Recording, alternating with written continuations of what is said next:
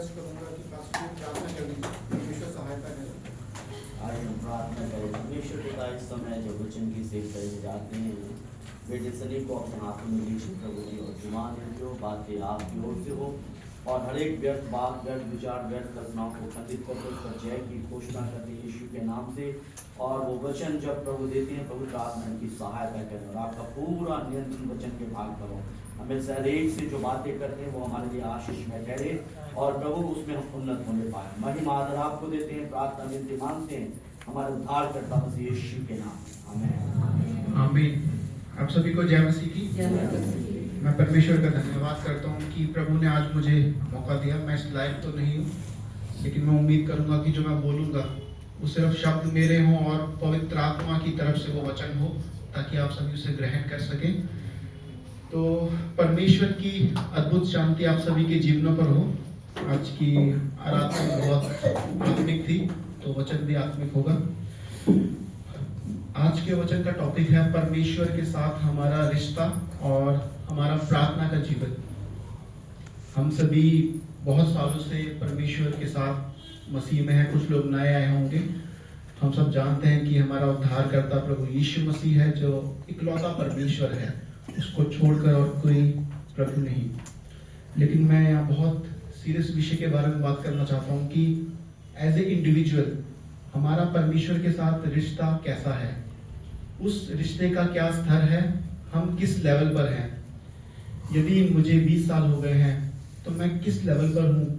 क्या प्रभु प्रतिदिन मुझसे बात करता है, या मैं सिर्फ नाम मात्र के लिए प्रार्थना करता हूँ, या सिर्फ मैं फॉर्मेलिटी करने के लिए चर्च आता हूँ? ठीक है, मेरे साथ एक वचन को निकाल लेंगे। प्रकाशित वाक्य 3 अध्याय उसका 16वां वचन।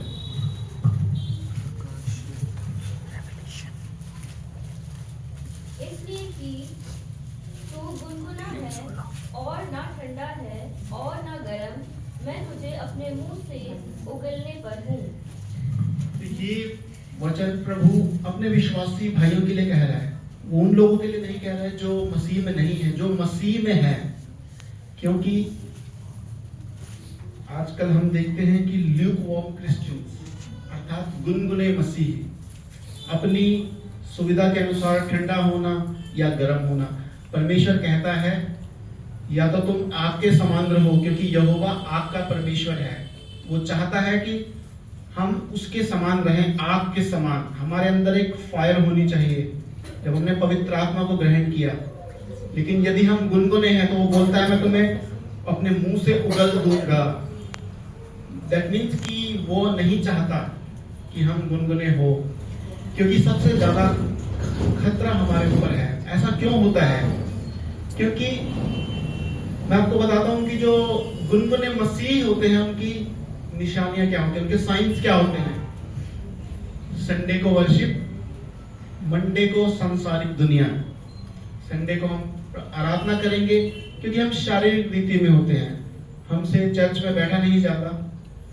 बस फटाफट आराधना खत्म हो, फटाफट वचन बोरिंग लगता है। इसमें आपकी गलती नहीं है। इसमें जो हमारा दुश्मन है वो जो हमारा माइंड एक बैटलफील्ड होता है जिसमें वो सब कुछ प्ले करता है। हम आनंदित नहीं महसूस करते क्योंकि हम आत्मिक नहीं होते। ठीक है, प्रार्थना हम करते हैं सिर्फ प्रॉब्लम के वक्त। जब हमारे जीवन में प्रॉब्लम है तो हम तभी प्रार्थना करते हैं, उसके अलावा हमारे जीवन में प्रार्थना नहीं है।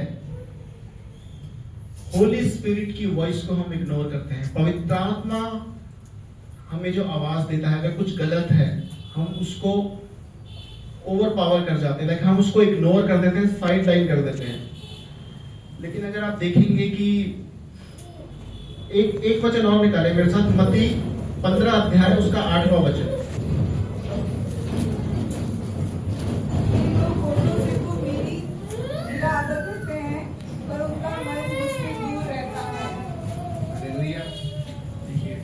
परमेश्वर बोलता है कि सिर्फ होठों से मेरा आदर करते हैं, लेकिन आत्मा में हम परमेश्वर के साथ नहीं हैं।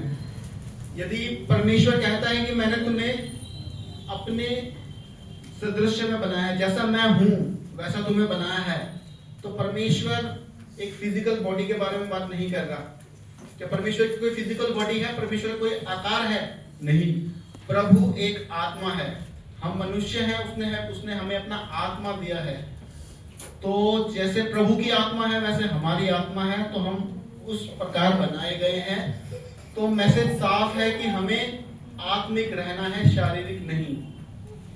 और मैं आपको बताना चाहता हूं, ये बहुत ही सीरियस बात है कि यदि आप प्रभु में हैं, बीच का रास्ता मत अपनाएं, गुनगुने नहीं रहना। या तो आप गर्म रहें या तो आप ठंडे रहें, ठीक है? क्योंकि ऐसे लोगों पर शैतान सबसे ज्यादा अटैक करता है, ठीक है?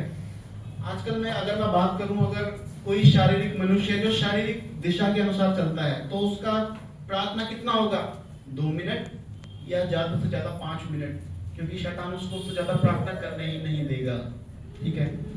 और प्रार्थना ही वो एक जरिया है जो हमें परमेश्वर से जोड़ता है। यदि आपका क्रिश्चियन होना आपको चर्च लेकर आता है, तो जो प्रार्थना है वो हमें परमेश्वर के हृदय तक लेके जाता है।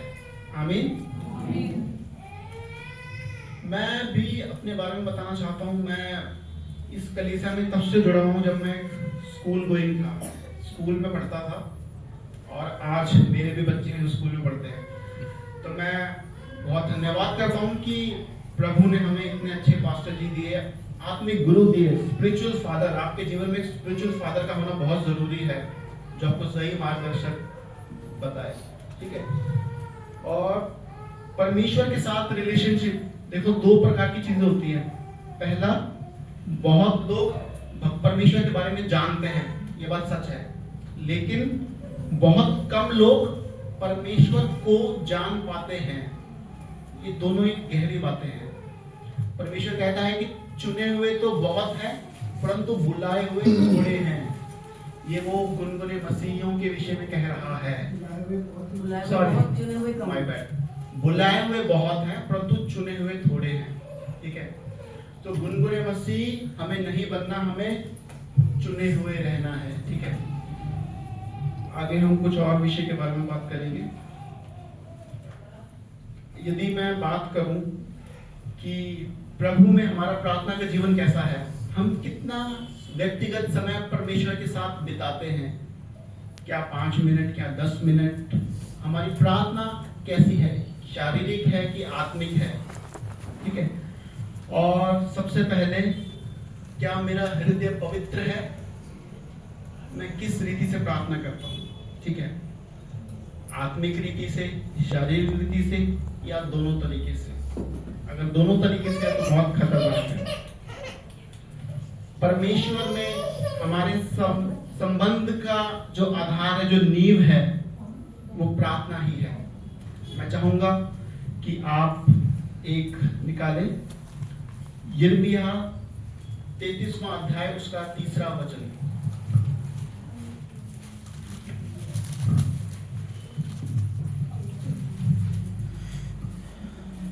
मुझसे प्रार्थना कर और मैं तेरी सुनकर तुझे बड़ी बड़ी कठिन बातें बताऊंगा जिन्हें तू अभी नहीं समझता।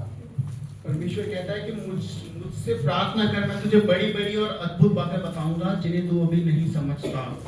दैट मीन्स कि परमेश्वर हमें इनवाइट करता है, कम क्लोजर टू मी, मेरे निकट आओ तो मैं तुम्हारे निकट आऊंगा। तो हमें सबसे पहले परमेश्वर के निकट आने की आवश्यकता है, ठीक है? लेकिन हम निकट कैसे आए? लेकिन हम पाप में सारा जीवन हम जी रहे हैं, क्योंकि वो पापी जीवन हम नहीं छोड़ पाते, क्योंकि जो हमारा दुश्मन है वो कभी सामने से नहीं आता, वो पीछे से हमला करता है। अगर आप देखेंगे, जो ऐसे शारीरिक रीति से जब हम चलते हैं तो हमारे जीवन में बहुत सारी प्रॉब्लम्स आती हैं। हम कलीसिया नहीं आना चाहते, हम प्रभु की संगति में नहीं रहना चाहते, हम आत्मिक जीवन नहीं जीना चाहते, और इसका कारण हम भुगतते हैं अपने जीवनों में। क्या मेरी जॉब में प्रॉब्लम है? क्या मैं आर्थिक रूप से संपन्न नहीं हो पा रहा? मेरा जीवन पाप में चल रहा है, इस कारण मेरे संबंध प्रभु के साथ और हमारे प्रियजनों के साथ अच्छे नहीं है। या पति पत्नी में लड़ाई होती है, या ऑफिस में हमारी बात नहीं बनती, मैं हमेशा स्ट्रेस में रहता हूँ, तनाव में रहता हूँ, और बस मैं परमेश्वर को बोलता हूँ तू मेरी मदद नहीं कर रहा, तू मेरी सहायता नहीं कर रहा। लेकिन हम नहीं समझ पाते कि इसके जिम्मेदार हम खुद हैं, क्योंकि हम अपने आप को जिस रीति से परमेश्वर हमें स्वीकार करना चाहता है हम उस रीति से प्रिपेयर नहीं हैं। तो मैं आपको बताना चाहता हूँ कि यदि आप मसीह हैं और यदि हम दो नाव में पैर रखकर चल रहे हैं तो हमें संभलने का मौका है अभी भी, क्योंकि हम नहीं जानते परमेश्वर किस समय आ जाएगा। यदि उसने पाया कि हम गुनगुने मसीह हैं तो हम जानते हैं कि हमारे साथ क्या होगा। प्रभु नहीं चाहता, प्रभु चाहता है कि हम सब स्वर्ग में जाए, लेकिन वो नहीं चाहता कि उसका कोई भी जन उस नरक की आग में फेंका जाए। वो सिर्फ शैतान और उसकी गिरे हुए दूतों के लिए है, वो हमारे लिए नहीं है।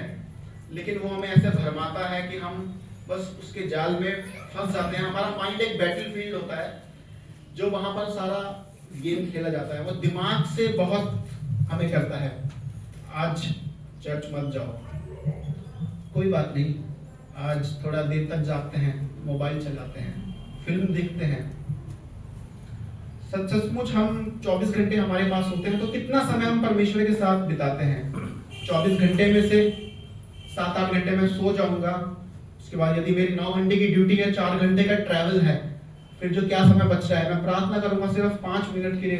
धन्यवाद प्रभु, तूने आज का दिन दिखाया, तुमने मुझे संभाल के रखा, मैं ये प्रॉब्लम में हूँ, प्लीज मेरी प्रॉब्लम को दूर कर दे। क्या परमेश्वर क्या सुनेगा हमारी प्रार्थना? हमें वो प्रोसेस को जानना है कि यदि हमें अपनी प्रार्थना परमेश्वर के पास लेकर जानी है, यदि परमेश्वर उसे कबूल करे तो वो किस प्रकार होगा। तो मैं आपको बताना चाहता हूं कि सबसे पहले हमें प्रार्थना करनी है, हमें अपने आप को पवित्र करना है, क्योंकि परमेश्वर कहता है कि ये जो हमारा शरीर है ये एक बॉडी नहीं है, ये पवित्र आत्मा का मंदिर है, उसका टेम्पल है। जब अगर टेम्पल पवित्र होली नहीं होगा तो प्रभु का आत्मा स्वयं यीशु मसीह उसमें कैसे आएगा? नहीं आ सकता। यदि हमारे जीवन में पाप है, यदि मेरे जीवन में पाप है और मैं प्रार्थना भी कर रहा हूं, तो आपको लगता है कि मेरी प्रार्थना सुन ली जाएगी?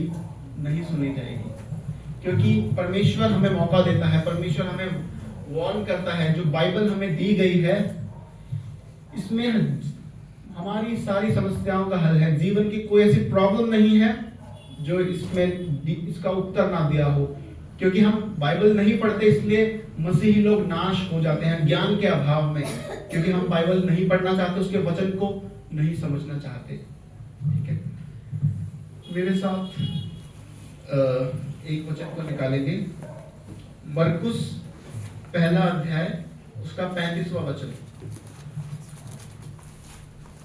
और भोर को दिन निकलने से बहुत पहले वह उठकर निकला और एक जंगली स्थान में गया और वहां प्रार्थना करने लगा। हालेलुया। आप जानते हैं प्रार्थना करने का सबसे बेहतर समय क्या है? प्रभु यीशु भी भोर को प्रार्थना करता था, तड़के जब अंधेरा था। इसके पीछे बहुत बड़ा लॉजिक है। हम 24 घंटे मतलब हम इधर उधर भाग दौड़ में लगे रहते हैं, मन में शांति नहीं होती। लेकिन जब हम भोर को तड़के उठकर, जब आप कुछ त्यागते हैं ना, जब आप अपने आराम को त्यागते हैं, अपने कंफर्ट को त्यागते हैं, जब आप अपनी नींद को त्यागते हैं, परमेश्वर देखता है कि ये प्रार्थना कैसे समय में मेरे लिए करता है। एक तो आप प्रार्थना करें तो आपका समय निश्चित हो कि रात को आप प्रार्थना कर रहे हैं, शांति है, प्रार्थना करें आधा घंटा 1 घंटा, उसके बाद आप सो जाते हैं। लेकिन कभी कभी ऐसा होता है, कितने लोगों ने एक्सपीरियंस किया है कि उनकी आंख 3 बजे या 3:30 बजे रैंडमली खुलती है। मैं कई सारे हाथ देख रहा हूँ। ऐसा क्यों होता है? ना तो मैंने कोई अलार्म लगाया, ना ही मैंने कुछ सेट किया, लेकिन फिर भी क्यों मेरी आंख खुल रही है? क्योंकि परमेश्वर आपको उठा रहा है, परमेश्वर आपको उठा रहा है। उस समय उठ और प्रार्थना कर 3 बजे, क्योंकि एक बार ये वचन दोबारा पढ़ेंगे, 1 अध्याय 35वां मरकुस। भोर को दिन निकलने से बहुत पहले वह उठकर निकला और एक जंगली स्थान में गया और वहां प्रार्थना करने लगा। क्योंकि परमेश्वर, ये एक बहुत बड़ा सीक्रेट है जो हम बहुत सारे मसीही लोग नहीं जानते। ठीक है, जब आप उस समय प्रार्थना करेंगे ना, आपकी बॉडी रेस्ट ले चुकी होगी, आपकी स्पिरिट सेंसिटिव होगी उस समय। जब आप प्रार्थना करेंगे प्रभु का आत्मा आपको टच करेगा, परमेश्वर अपने बातों को आपको जाहिर करेगा। ठीक है, सबसे पहले मैं एक बात आपको बताना भूल गया, जो प्रार्थना है, प्रार्थना कोई टॉपिक नहीं है, प्रार्थना कोई विषय नहीं है, प्रार्थना अपने आप में एक रेलम है, प्रार्थना अपने आप में एक दुनिया है, वो एक स्थान है। जब आप गहराई में उतरते हैं, परमेश्वर आपको गहराई में लेकर जाता है, आप सब कुछ भूल जाते हैं कि आप कहां पर हैं। जब आप टंग्स में आते हैं, परमेश्वर से आप सीधे बात करते हैं, तो वो एक रेलम है, एक डायमेंशन है। हम बहुत सारी चीजों को नहीं जानते, हम प्रार्थना को बहुत हल्के में लेते हैं, लेकिन प्रार्थना ही हर चीज का हल है। आप कितने भी वचन सुन लें, लेकिन अगर हमारे जीवन में प्रार्थना नहीं है तो वो वचन हमारे जीवन में कार्य नहीं करेगा मेरे भाइयों। लेकिन बहुत जरूरी है कि हमारा हृदय पवित्र हो। यदि मैं पवित्र नहीं हूं, मैं मसीह में सीरियस नहीं हूं, यदि मेरे अंदर आग नहीं है, तो परमेश्वर बोलता है या तो ठंडे हो जाओ या गर्म रहो, बीच में मत रहो। ये सबसे ज्यादा खतरनाक है। जो डेविल है वो चीरने फाड़ने के लिए आता है, वो कब आपका जीवन बर्बाद कर देगा हमें पता नहीं लगेगा। हमारा सारा जीवन, हमारी सारी उम्र निकल जाएगी, हम समझेंगे कि परमेश्वर है ही नहीं, परमेश्वर क्यों मुझसे बात नहीं कर रहा। लेकिन उसके सीक्रेट्स होते हैं, हमें समझना पड़ेगा। ठीक है, मेरे साथ एक और वचन को निकालेंगे, भजन संहिता 119 अध्याय और उसका 148 वचन।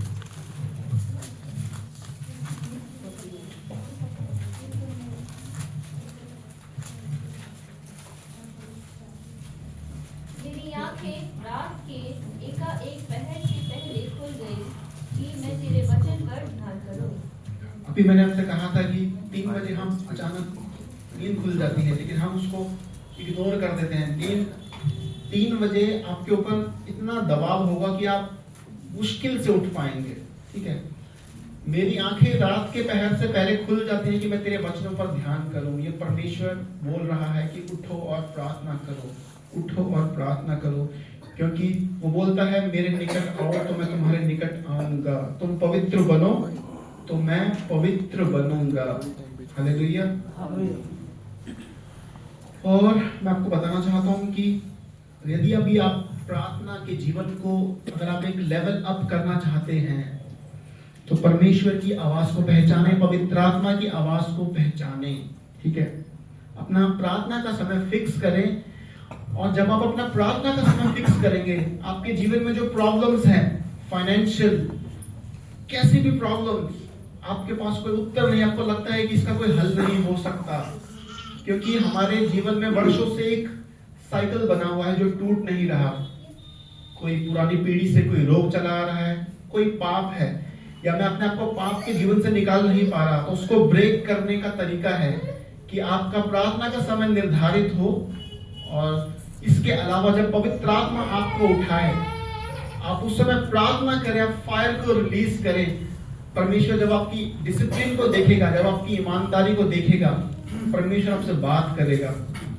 मेरे पास एक डायरी है, जब जब प्रभु मेरे को अपना वचन देता है तो मैं उसको, मेरे पास फोन होता है, उसको मैं सेव कर लेता हूँ, उसको मैं डायरी में नोट करता हूँ कि किस डेट पर परमेश्वर ने मुझे कौन सा वचन दिया।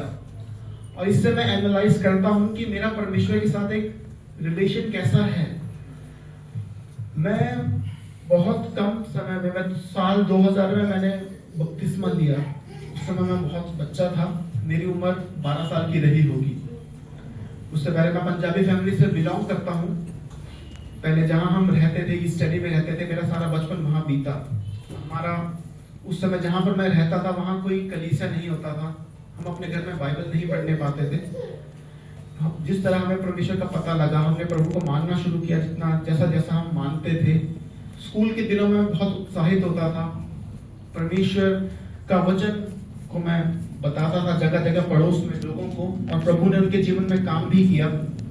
लेकिन हमारा कोई जीवन नहीं था, ना हम बाइबल पढ़ सकते थे।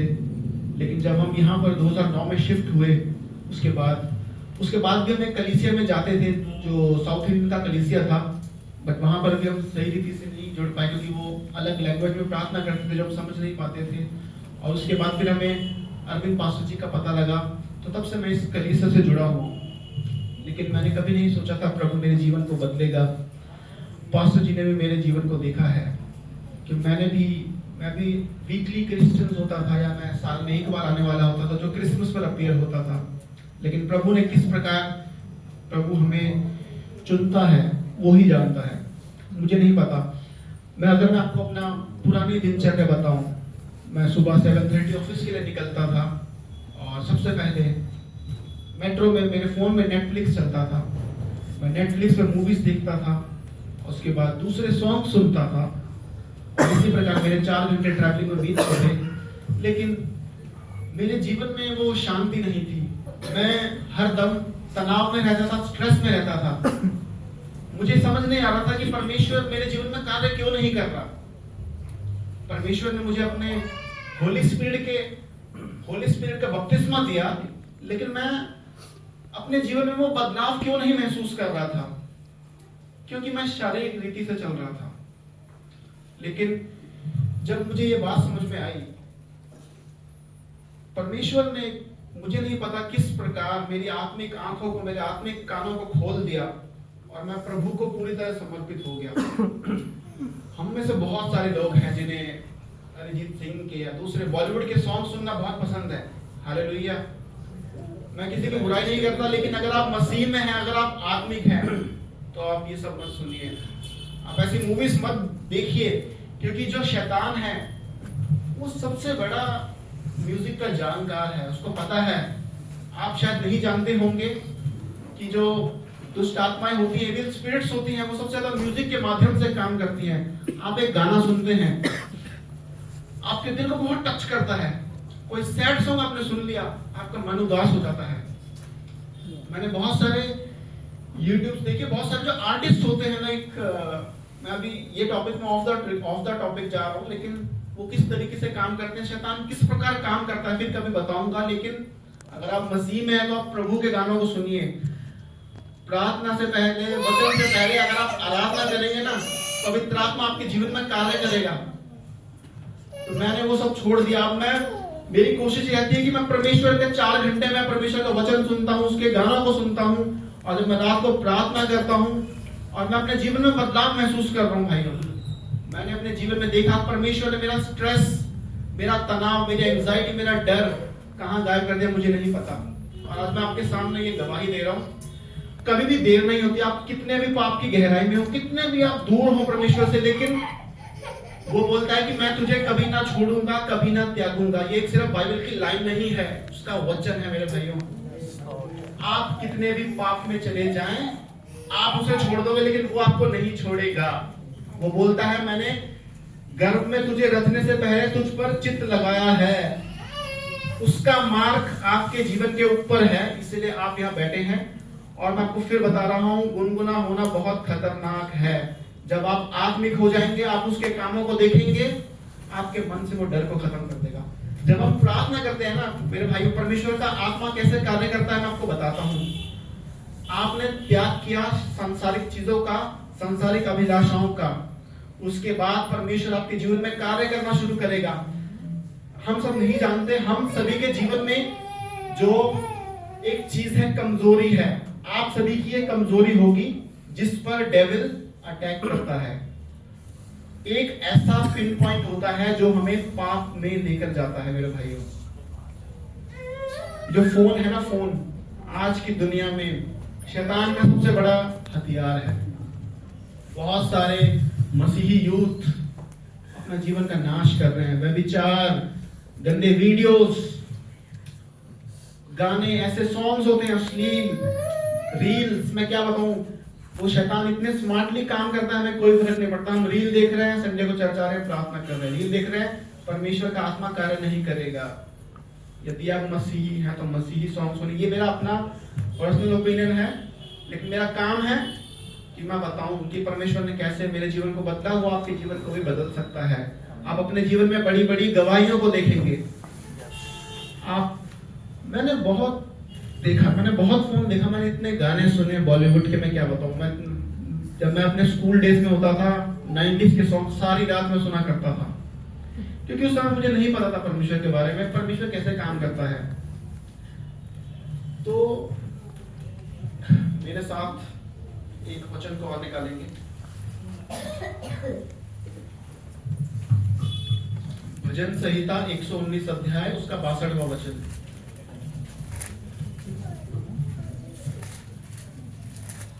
तेरे धर्म नियमों के कारण मैं आधी रात को तेरा धन्यवाद करने को उठूंगा।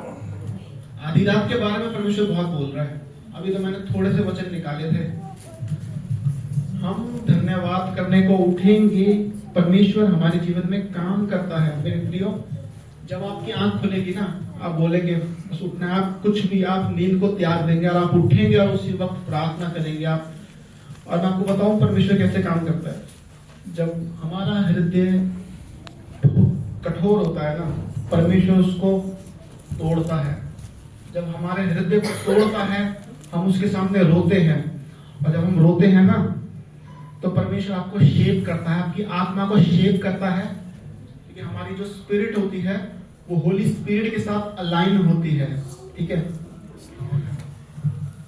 और आपको मैं एक बात बताऊं, यदि आपके जीवन में दुख है, यदि आपका हृदय टूटा हुआ है, यदि आप अपनी परेशानियों में घबराए हैं, परेशानियों से थक चुके हैं, तो टूटे हृदय के साथ प्रार्थना करो। क्योंकि टूटा हुआ हृदय, भजन संहिता में लिखा है, परमेश्वर के आगे बलिदान के योग्य है मेरे प्रियो। ठीक है। जब आप प्रार्थना करेंगे, सबसे पहले आप अपने पापों का अंगीकार करेंगे। रोज अपने पापों का अंगीकार करें, क्योंकि हम नहीं जानते, हम गलतियां करते हैं। यदि मेरे मन में किसी के लिए बुरे विचार हैं, यदि मैं किसी को माफ नहीं कर पा रहा, यदि मैं क्रोधित हूं, यदि मेरे जीवन में क्रोध है, गुस्सा है, तो ये शैतान की तरफ से है मेरे प्रियो। क्योंकि परमेश्वर जो है वो पवित्र आत्मा के फलों को देता है। हालेलुया। और प्रभु का जो आत्मा होता है वो दुर्बलता में कार्य करता है। वो आप निर्बल है ना, तो आपको वो बल देगा। यदि आपके पास शब्द खत्म हो जाएंगे, तो आहें भरकर पवित्र आत्मा आपको अपने आप टंग्स में लेकर जाएगा। कितने लोग हैं जो अन्य भाषा, गैर भाषा में प्रार्थना करते हैं, जिनको परमेश्वर की तरफ से वरदान है? हाथ खड़ा करेंगे। बहुत कम लोग हैं। ऐसा नहीं होना चाहिए। आप जानते हैं अन्य भाषा मतलब आप किसके साथ कांटेक्ट कर रहे हैं? आप परमेश्वर के साथ, the creator of this universe. जब आप आंखें बंद करके प्रार्थना करने बैठते हैं ना, तो वो कोई साधारण मनुष्य नहीं है मेरे प्रियो। अभी आप पास्टर जी के लिए या मेरे लिए यहाँ पर नहीं आए हैं, आप ये वचन परमेश्वर के लिए सुन रहे हैं। He is the creator of this universe. हमें ये समझना पड़ेगा। हम मसीहियों की दिक्कत ये होती है कि हम परमेश्वर में सीरियस नहीं है। और जो सबसे पहली कमी होती है कि मसीहियों के अंदर डिसिप्लिन नहीं होता। हम अपने मर्जी से, अपने कन्वीनियंस के अनुसार हम चर्च आते हैं। यदि मैं ऑफिस में जॉब करता हूँ, मुझे पैसे मिलते हैं, मेरे को बोला गया कि 9:30 बजे मुझे ऑफिस पहुंचना है, तो मैं कैसे भी करके पहुंचूंगा। लेकिन प्रभु के आगे ये बात लागू क्यों नहीं होती? क्यों हम अपने कामों को प्राथमिकता देते हैं? क्यों परमेश्वर को पहला स्थान नहीं देते? हमें बहुत सोचने की जरूरत है मेरे प्रियो। शिवा भाई से मेरी बात हो रही थी, वो उत्तम नगर में कलीसिया में गए। उन्होंने बोला 8 बजे वो अटेंड करने गए। 8 बजे वहां पर 300 लोग बैठे हुए थे। हालेलुया। हम कितने लोग हैं? हम इसीलिए तो हम ग्रो नहीं कर पाते, इसलिए हमारे अंदर ग्रोथ नहीं है, क्योंकि हमारे अंदर डिसिप्लिन नहीं है। मैं किसी की बुराई नहीं कर रहा, मेरे अंदर भी कमियां थी, मैं भी समय पर नहीं आता था। लेकिन यदि आप आत्मिक हैं, तो आपका मन उत्साहित होगा कि शनिवार है, संडे है, मुझे चर्च जाना है। आप उत्साहित रहेंगे, आप समय से पहले पहुंचेंगे। वो साइन होगा कि परमेश्वर आपके जीवन में कार्य कर रहा है मेरे प्रियो। कभी कभी क्या होता है कि हमने प्रार्थना करी, परमेश्वर ने अपनी आत्मा से भरा, हम अपनी बॉडी में वो चिल्स, वो वाइब्रेशंस महसूस करते हैं कि परमेश्वर आपकी आत्मा को टच कर रहा होता है, छू रहा होता है, आनंदित हो जाते हैं। कभी कभी आप कोई मसीही सॉन्ग सुनते हैं, तो वो स्टक हो जाता है आपके दिल में। आपका मन करता है मैं उसे बार बार सुनूं। वो परमेश्वर की तरफ से होता है, क्योंकि परमेश्वर बात करने का, परमेश्वर का तरीका है। वो आपको सॉन्ग दे रहा है, उसमें आप, वो मैसेज क्या है, वो बार बार आपको कन्विंस करेगा। परमेश्वर बोलेगा तू मत डर, मैं तेरे साथ हूं। हम प्रभु यीशु मसीह के नाम से शैतानों को निकालेंगे। सांप और बिच्छू को रौंदने का अधिकार परमेश्वर ने हमें दिया है। परमेश्वर अलग अलग माध्यम से अलग अलग वचन हर किसी को देता है, लेकिन हम उसे सुन नहीं पाते। फिर हमारे जीवन में ड्राइनेस आ जाती है। 2 दिन तो मैंने प्रार्थना में बहुत एंजॉय किया, लेकिन अब मजा से नहीं आ रहा, बोरियत सी हो रही है। आधा घंटा 20 मिनट बहुत हो गया, प्रभु मैं सो रहा हूं, प्रभु सुबह ऑफिस जाना है। लेकिन यदि आपका जीवन आत्मिक होगा ना, आप 12 बजे सोकर भी प्रभु आपको 3 बजे उठाएगा, फिर भी आप 2 घंटा प्रार्थना करेंगे। हालेलुया।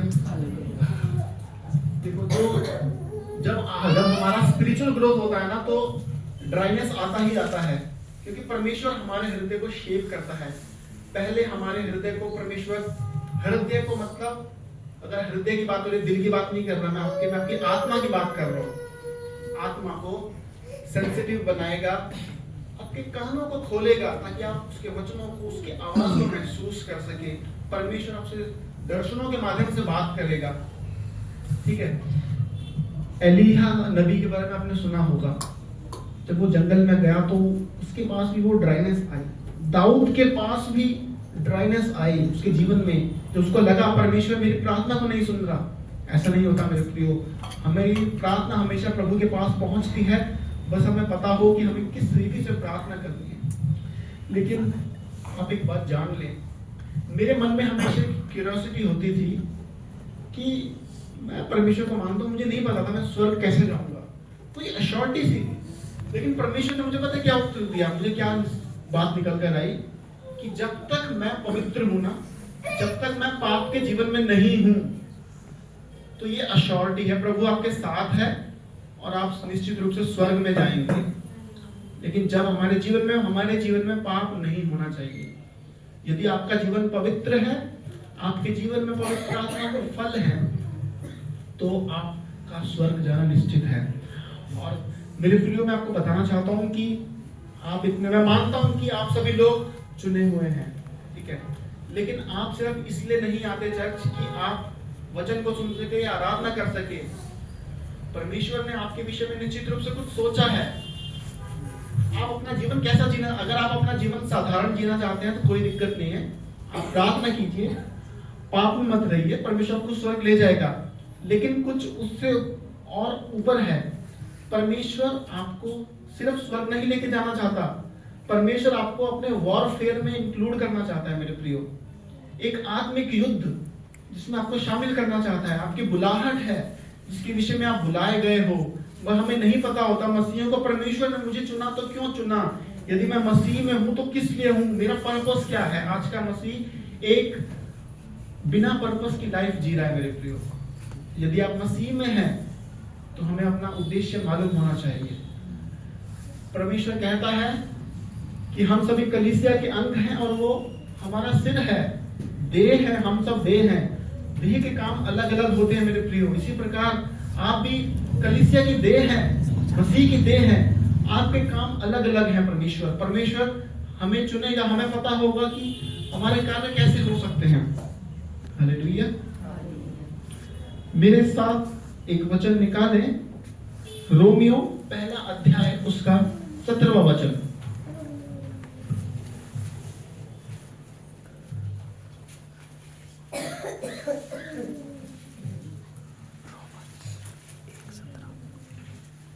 क्योंकि उसमें परमेश्वर की धार्मिकता विश्वास से और विश्वास के लिए प्रकट होती है, जैसे लिखा है, विश्वास से धर्मी जन जीवित रहेगा। हालेलुया। विश्वास से धर्मी जन जीवित रहेगा। मैं आपको बताना चाहता हूं कि परमेश्वर क्या चाहता है। परमेश्वर विश्वास, फेथफुलनेस चाहता है या परमेश्वर फीलिंग चाहता है। क्या मैं अपनी प्रार्थना फीलिंग के अनुसार करता हूं या विश्वसनीयता के अनुसार करता हूं। देखिए, फीलिंग आए ना आए, यदि आपके जीवन में, आपके प्रार्थना के जीवन में निरंतरता है, कंसिस्टेंसी है, तो परमेश्वर आपके प्रार्थना के जीवन में डेप्थ को बनाएगा, एक गहराई को बनाएगा। और जो आपका विश्वास होता है ना, वो अथॉरिटी को बनाता है। जो अथॉरिटी परमेश्वर हमें यीशु मसीह देता है कि तुम मेरे नाम से ये काम करोगे, तुम मेरे नाम से प्रार्थना करोगे तो लोग चंगे हो जाएंगे, तुम मेरे नाम से दुष्ट आत्माओं को निकालोगे तो वो निकल जाएंगी। तो वो क्या है, वो अथॉरिटी कैसे बनती है? प्रार्थना के माध्यम से। वचन आपको जागरूक बनाता है, लेकिन प्रार्थना आपको प्रभु के निकट लेकर जाती है, क्योंकि हम सब इंडिविजुअल हैं। परमेश्वर के साथ एक चीज है कि मैं प्रार्थना करूंगा तो मेरा परिवार सारा स्वर्ग नहीं जाएगा। मेरा जीवन प्रभु देखेगा, मेरे बच्चों का जीवन प्रभु देखेगा, मेरे माता पिता का जीवन प्रभु देखेगा, मेरी पत्नी का जीवन प्रभु देखेगा। हमारी सामूहिक प्रार्थना, हमारी व्यक्तिगत प्रार्थना बहुत मैटर करती है, ठीक है। हाँ, मेरे साथ एक वचन को और निकालेंगे।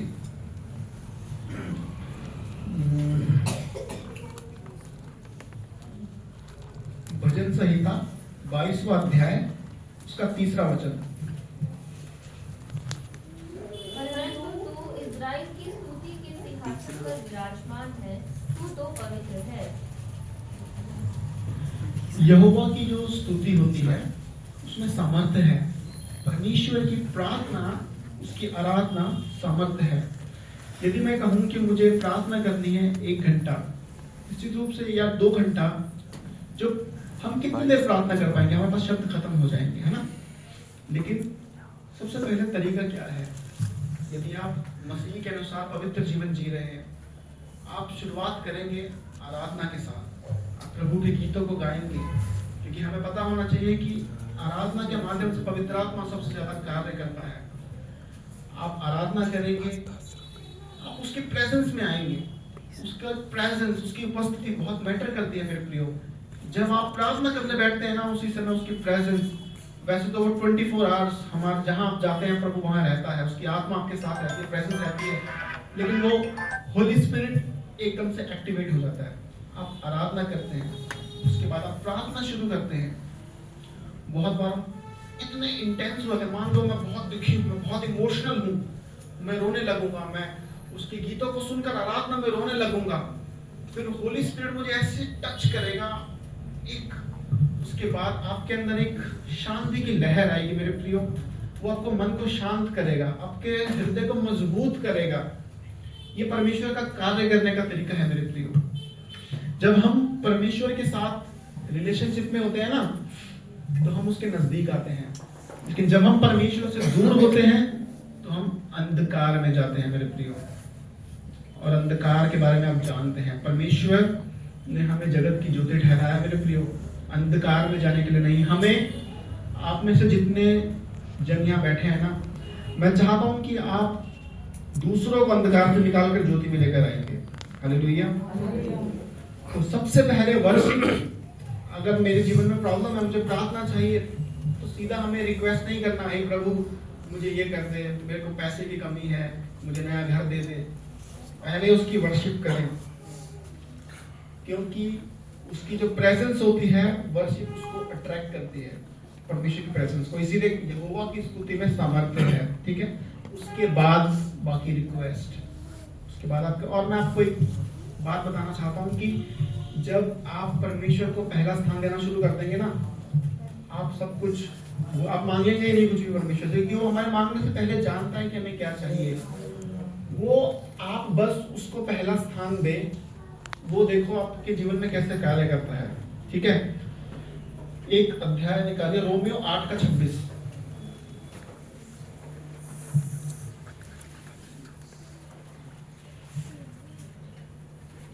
इसी रीति से आत्मा भी हमारी दुर्बलता में सहायता करता है, क्योंकि हम नहीं जानते कि प्रार्थना किस रीति से करना चाहिए, परंतु आत्मा आप ही ऐसी आहें भरकर जो बयान से बाहर है हमारे लिए विनती करता है। आमीन। हम नहीं जानते कि हम प्रार्थना किस रीति से करें, लेकिन आत्मा स्वयं ही हमारी सहायता करता है दुर्बलता में।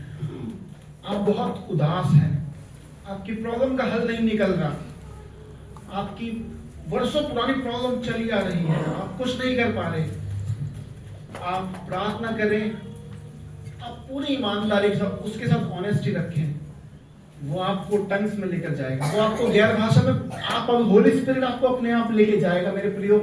आप परमेश्वर के साथ कनेक्ट होंगे। वो स्वर्ग में है, लेकिन सेम टाइम वो आपके घर में भी होगा। हालेलुया।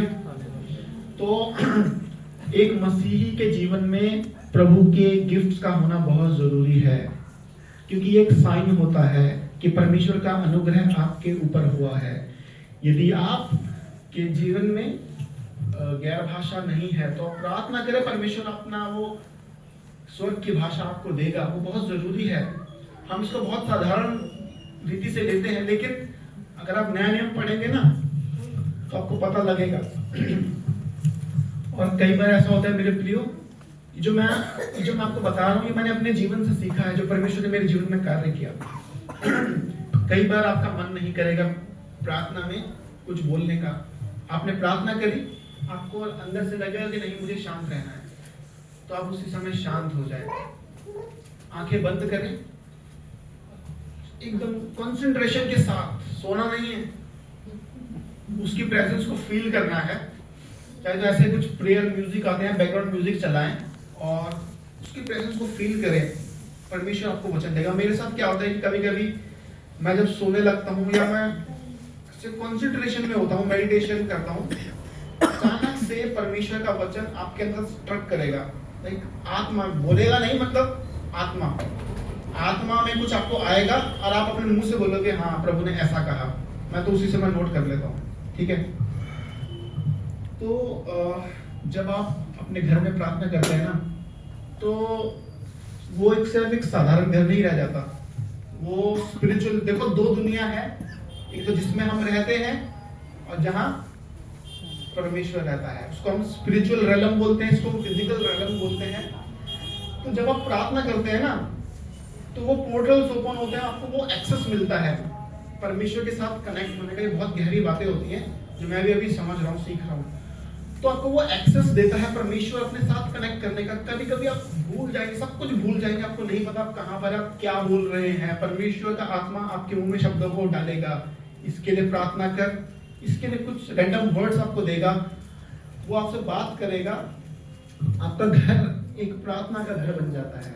स्पिरिचुअल रेलम में वो एक लाइट बन जाता है। स्वर्गदूत कहते हैं ना, भजन संहिता 91 में लिखा है, वो अपने दूतों को तेरे विषय में आज्ञा देगा कि वो तेरे लिए तेरी रक्षा करे। तो जहां जहां आप जाएंगे वो रहेंगे, स्वर्गदूत आपको प्रोटेक्ट करेंगे। परमेश्वर की उपस्थिति आपके घर में होगी। वो साधारण घर नहीं होगा। जो शैतान है, जो इविल स्पिरिट है, वो नहीं आना पसंद करेंगे आपके घर में, क्योंकि आपको पता है सामर्थ्य निकलती है, प्रभु का आत्मा काम कर रहा है। ऐसे वो इविल स्पिरिट इग्नोर करते हैं ऐसे घरों को, ठीक है। लेकिन हमें इंश्योर करना है कि हमारे जीवन से पाप के सभी डोर क्लोज हो। यदि कोई भी दरवाजा खुला है, शैतान एंट्री करेगा, पीछे से आएगा, आपको पता ही नहीं चलेगा वो कब डिस्ट्रॉय करके चला जाएगा।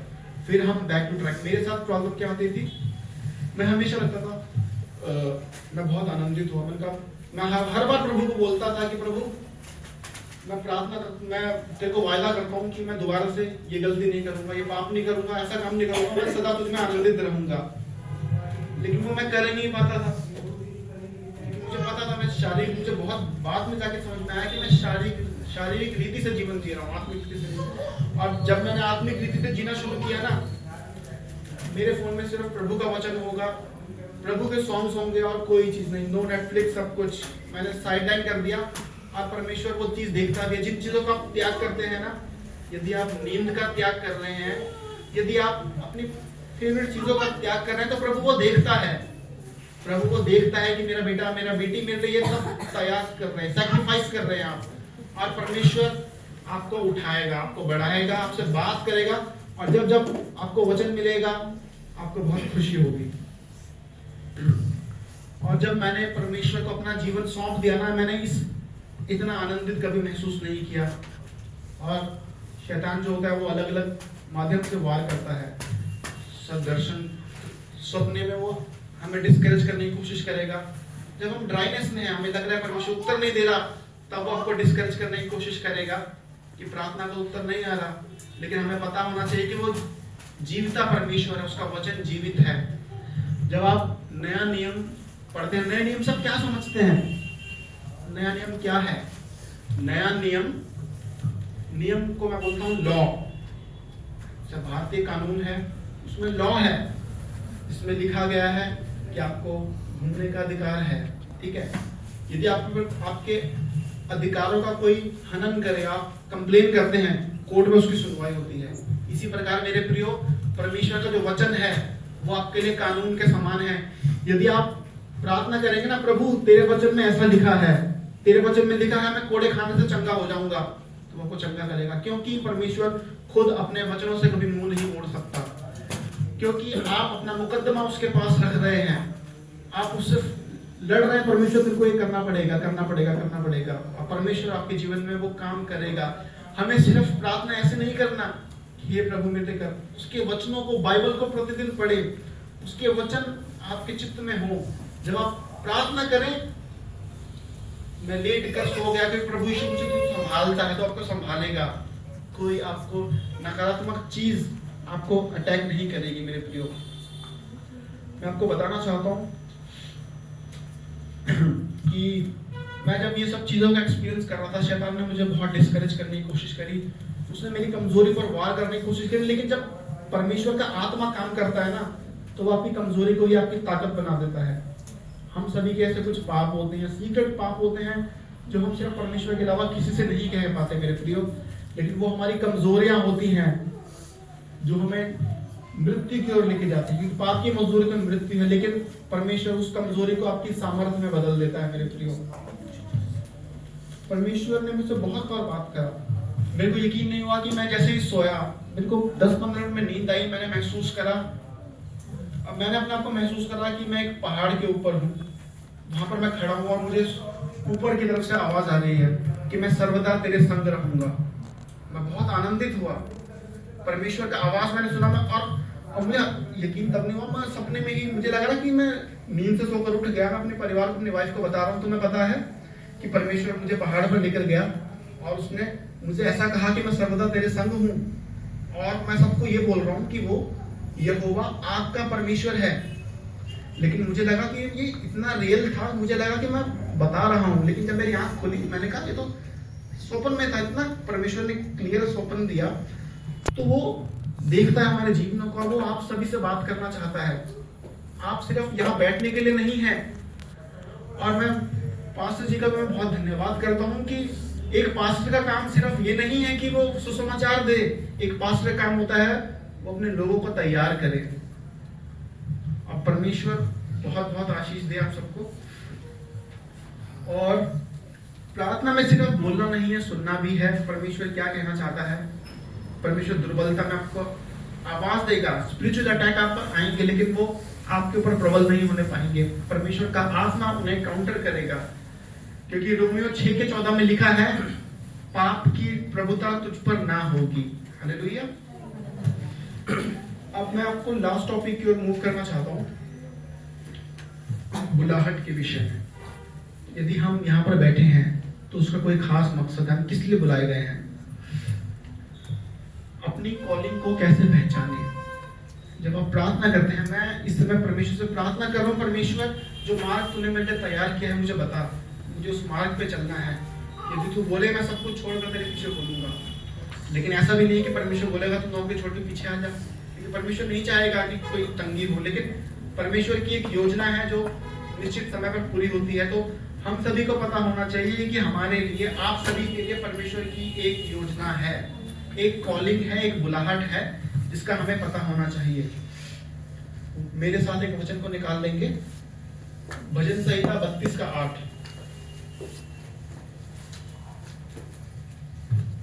मैं तुझे बुद्धि दूंगा और जिस मार्ग में तुझे चलना होगा उसमें तेरी अगुवाई करूंगा। हालेलुया। मैं तुझ पर कृपा दृष्टि रखूंगा और सम्मति दिया करूंगा। परमेश्वर कहता है जिस मार्ग पर तुझे चलना होगा मैं तुझे वहां पर चलाऊंगा। हमें कुछ नहीं करना, हमें प्रार्थना करना है, प्रभु तेरे मेरे जीवन के विषय में तेरी जो योजना है, जिस रीजन से तूने मुझे बुलाया है, मुझे क्रिएट किया है, वो जाहिर कर प्रभु। और वो आपको समय आने पर वो आपको जाहिर करेगा, क्योंकि परमेश्वर के काम करने का एक तरीका होता है। वो ऐसा नहीं होगा कि इंस्टेंटली वो बोलेगा कि जाके तू अपनी कलीसिया शुरू करो और लोगों को गैदर करना ही। वो स्टेप बाय स्टेप काम करता है। सबसे पहले हमने प्रार्थना करी, उसने आपके जीवन से पाप को हटाया, पवित्रता को लेकर आया। फिर वो आपकी आत्मा को सेंसिटिव बना रहा है ताकि आप उसकी आवाज को पहचाने और उसके बाद परमेश्वर आपको तैयार कर रहा है धीरे धीरे। आपके जीवन से डर जाएगा। डर मतलब या कोई भूत से डर या समस्याओं से डर या किसी भी प्रकार का डर, परमेश्वर उसे धीरे धीरे हटा देगा, आपको मजबूत करेगा, आपको बार बार अपने वचन देगा कि मैं तेरे साथ हूं, मत डर मत घबरा। वो आपको कॉन्स्टेंटली आपसे इंटरेक्ट करेगा, क्योंकि बस वो चाहता है कि पहल हम करें। आपको पहला स्टेप उठाना है, बाकी का काम प्रभु अपने आप कर लेगा। वो खींच लेगा, वो ऐसे करेगा, इधर आपको ऐसे खींचेगा परमेश्वर आपको। क्योंकि यूहन्ना 10:27 में लिखा है, मेरी भेड़ें मेरा शब्द सुनती हैं। तो वो चराने वाली भेड़ों की बात में नहीं कर रहा, वो हमारे विषय में बात कर रहा है कि हम उसके शब्दों को सुनते हैं, उसके वचन को सुनते हैं। एक वचन और निकालेंगे, नीति वचन 19वां अध्याय उसका 21 आयत।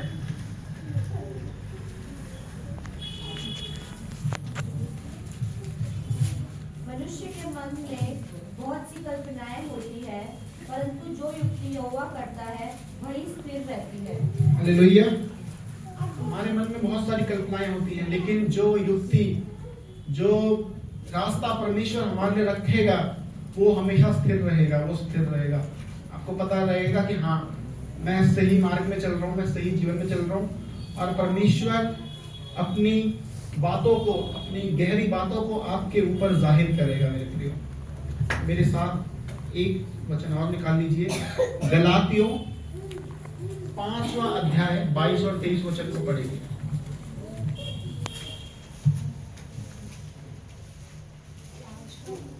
22 और 23। और आत्मा का फल प्रेम, आनंद, शांति, धीरज, भलाई, विश्वास, नम्रता और संयम है। ऐसे ऐसे कामों के विरोध में कोई भी व्यवस्था नहीं।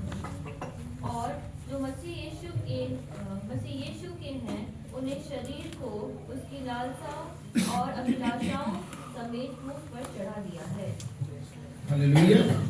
बहुत ही पावरफुल वचन है। रोमियो 8 का अध्याय पढ़ेंगे ना, बहुत पावरफुल वचन है। आत्मा का फल प्रेम, आनंद, शांति, धीरज, कृपा, भलाई, विश्वास, नम्रता, संयम। ये आत्मा के फल, ये यीशु मसीह का कैरेक्टर भी था मेरे प्रियो। तो एक मसीह होने के नाते हम सभी के जीवन में ये सब फल होने चाहिए मेरे प्रियो, क्योंकि परमेश्वर कहता है कि मैं चाहता हूं तुम बहुत सब फल लेकर आओ। यूहन्ना 15:8 में आप पढ़ते हैं ना, 15:8, जब तुम बहुत फल लाते हो तो मेरे पिता की महिमा होती है। पहले हमें पवित्र आत्मा के फलों से भरने की आवश्यकता है।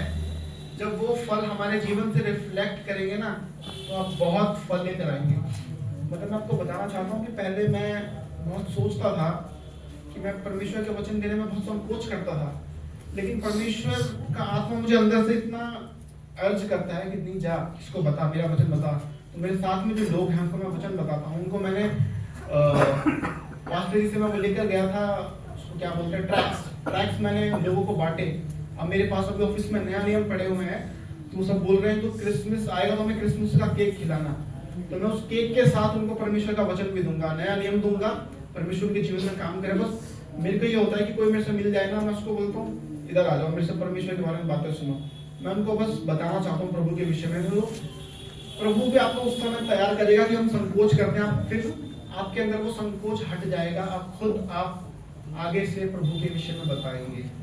तो ये पवित्र आत्मा के फल ही होते हैं प्रभु, जो हमारे जीवन में होते हैं। फिर हम जल्दबाजी नहीं करते, बहुत सारे निर्णय हम जल्दबाजी में ले लेते हैं, लेकिन परमेश्वर उन सब निर्णयों को सही करता है, कंट्रोल करता है।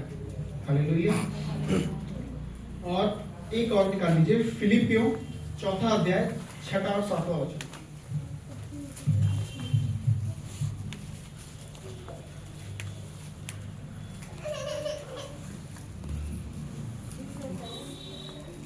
किसी भी बात की चिंता मत करो, परंतु हर एक बात में तुम्हारे निवेदन, प्रार्थना और विनती के द्वारा धन्यवाद के साथ परमेश्वर के सम्मुख उपस्थित किए जाएं।